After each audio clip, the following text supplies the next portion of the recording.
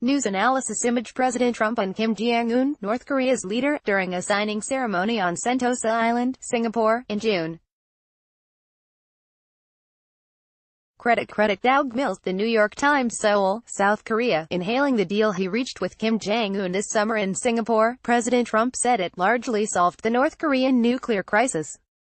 He has since doubled down on that statement, most recently on Tuesday. "People don't realize the importance of the first meeting," he said. "I mean, we said, no. 1. Denuclearization. They've agreed to denuclearization. It was actually the third bullet point in the 4-point Singapore agreement, and for the North Koreans, the order of those bullet points is everything. It will only agree to denuclearize once Washington commits to the first and second points, Mr.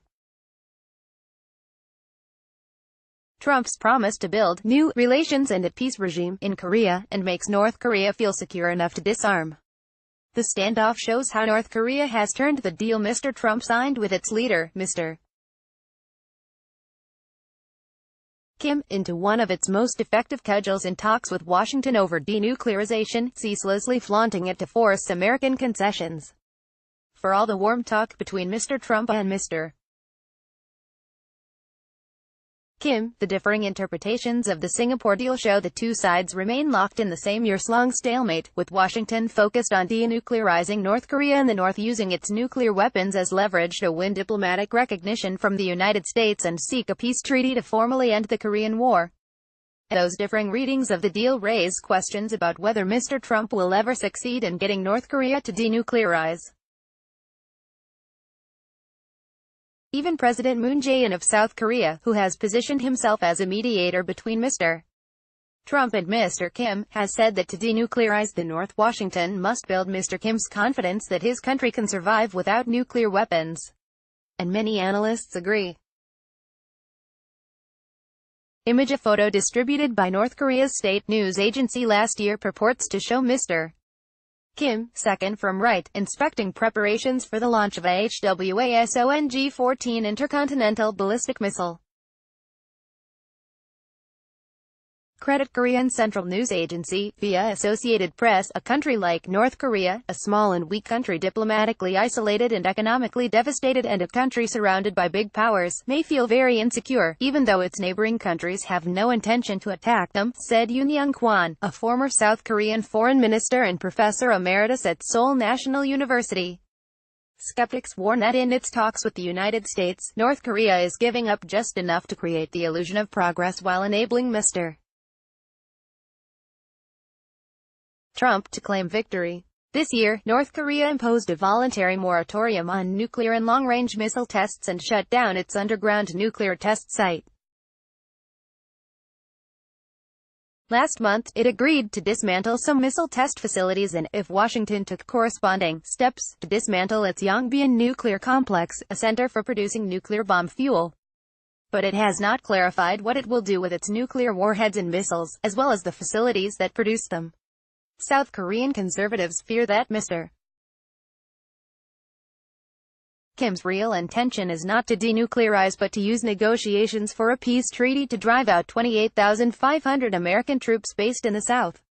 NHR McMaster, who served as Mr. Trump's national security advisor until April, warned that Mr. Kim may hold on to his nuclear arsenal to force the reunification of the two Koreas under his regime. President Moon Jae-in of South Korea, left, has described Mr. Kim as a young and candid leader prepared to give up his nuclear weapons in exchange for economic development and better ties with Washington.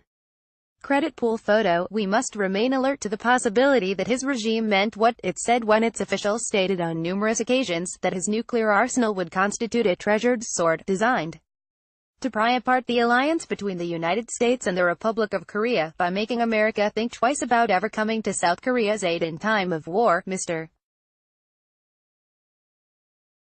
McMaster said at the annual World Knowledge Forum in Seoul, the South's capital, on Wednesday.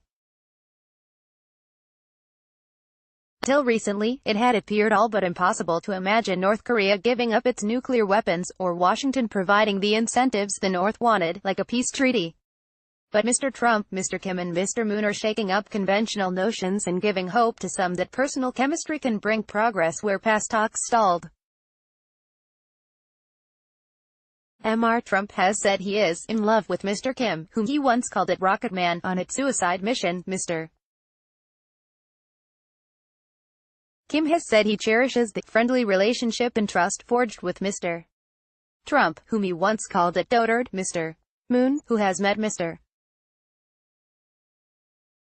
Kim 3 times since April, helped fashion the North Korean dictator's image makeover, encouraging him to appear with him on live television and repeatedly describing him as a young and candid leader prepared to give up his nuclear weapons in exchange for economic development and better ties with Washington. Secretary of State Mike Pompeo's meeting Sunday with Mr. Kim suggested that Washington may have realized it must address Mr. Kim's concerns about security to make progress in talks over denuclearization. In May, North Korea dynamited its nuclear test site in Punggye-ri to help entice Mr. Trump to meet Mr. Kim in June, but did not invite outside inspectors to collect data on its weapons program. Credit pool photo. The Secretary and Chairman Kim discussed the 4 pillars of the Singapore summit. Heather Nauert, a State Department spokeswoman, said Tuesday that was something that was important for them to do. The Singapore deal is not the first time the United States has reached broad, ambiguous agreements with North Korea. Both sides struck similar deals in 1994 and 2005, although they were not signed by the top leaders as the Singapore agreement was. But those deals failed to bear fruit. In recent weeks, talks have stalled over when North Korea should divulge all the details of its nuclear program and when Washington should ease sanctions and provide a declaration ending the Korean War. North Korea has traditionally viewed denuclearization as taking place in sequenced phases, for which it demands simultaneous incentives from Washington for each step. The decades-old negotiating style, known as a salami-slicing tactic, is embedded in the Singapore Statement, which commits North Korea to work toward denuclearization while obligating Washington to improve ties and remove hostilities on the divided Korean peninsula. That obligation comes partly from the country's fear that its nuclear weapons are its only strong bargaining chip in negotiations with Washington, one it cannot afford to waste. Some analysts already see a replay of past stalemates. In May, North Korea unilaterally dynamited its Punggye-ri nuclear test site to help entice Mr. Trump to meet with Mr. Kim in June, but did not invite outside inspectors to determine how thoroughly the site was dismantled or to collect vital data on its weapons program. Now, as he seeks a second meeting with Mr. Trump, Mr. Kim is again using Punggye-ri as an incentive, saying North Korea will invite outside experts to the site. But there is already quibbling over whether a full inspection will be allowed. Mr. Kim has mastered the art of milking a single cosmetic concession for months, Vipin Narang, an expert on North Korea at MIT, said on Twitter this week. Brilliantly selling the same horse twice.